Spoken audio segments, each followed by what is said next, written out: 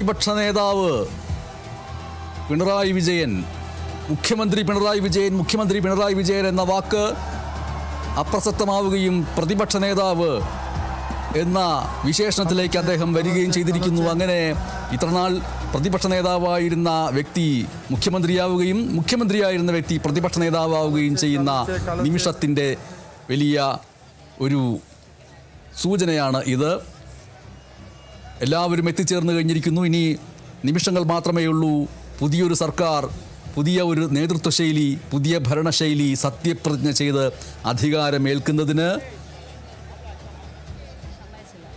പ്രതിപക്ഷ നേതാവ് അദ്ദേഹത്തിൻ്റെ വസതിയിലേക്ക് എത്തിച്ചേർന്ന നിയുക്ത മുഖ്യമന്ത്രി വി ഡി സതീശൻ, വാതിൽക്കൽ നിന്ന് പുറത്തേക്കിറങ്ങി സ്വീകരിച്ച് അകത്തേക്ക് കൊണ്ടുപോയ പിണറായി വിജയൻ, ഇതാ സത്യപ്രതിജ്ഞാവേദിയിൽ എത്തിച്ചേർന്നിരിക്കുന്ന പ്രതിപക്ഷ നേതാവ്